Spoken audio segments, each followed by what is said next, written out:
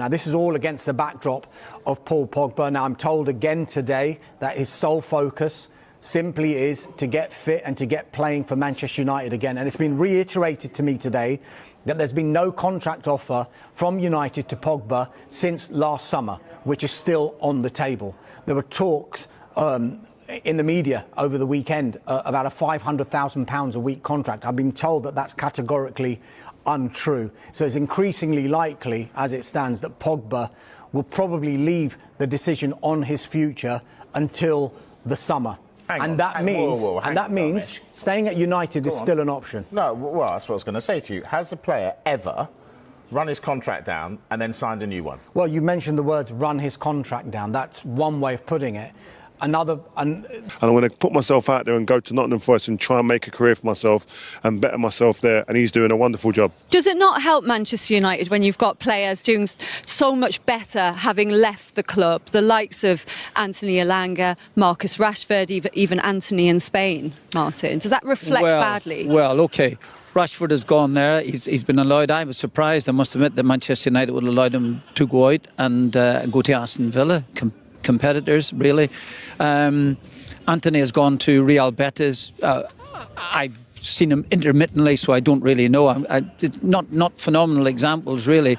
But I just think, this lad's a threat. He's a threat. And that's the big thing. And Manchester United do not possess enough threats in their team. It's really simple as that there. They adore you playing tonight. And I could have done what he did. You know, he's got the ball, he's wide left-hand side. You're saying, come on, your job is to take players on. Come on, get at players. He's laid it inside 3 times in the first 10 minutes of the second half to the opposition. He's given the ball. So either no confidence, I don't know what it is, but these type of things are just all over the field at Manchester United. They've got some really good players. Obviously, Bruno Fernandes is a top quality player.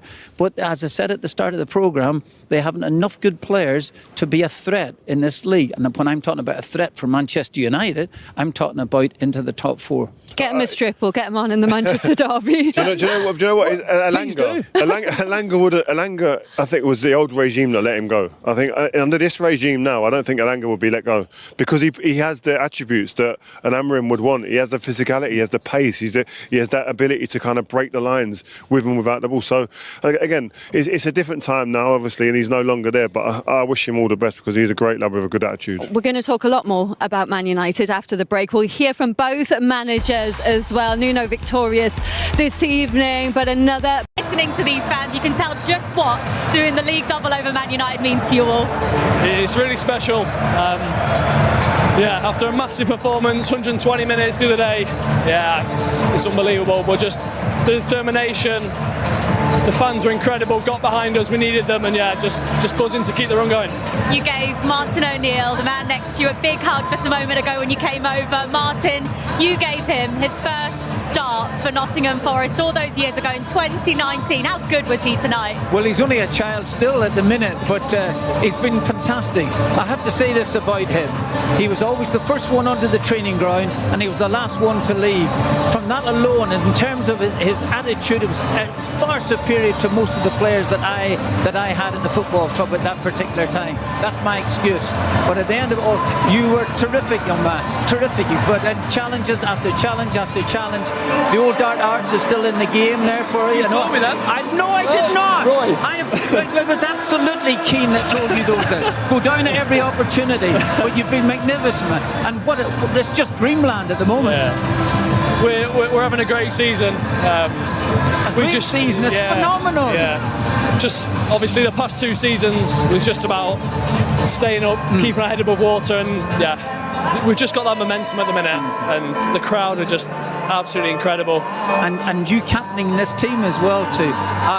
Honestly, I am so pleased for you. You really deserve it. You deserve everything that's coming your way. Thank you so much. I really appreciate it. That's just for all the young footballers. It's just you just got to stick with it and just be your best every single day.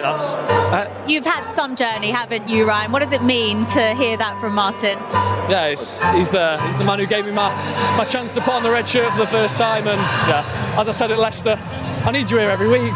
You know what? I have to say this, Jules. I've been 4 times now at live football matches with him, And he's been interviewed 3 of the 4 times because he's been terrific, really, in the game. But that's all the praise I'm giving you. That's enough sycophancy for tonight. You didn't give me that in 6 months.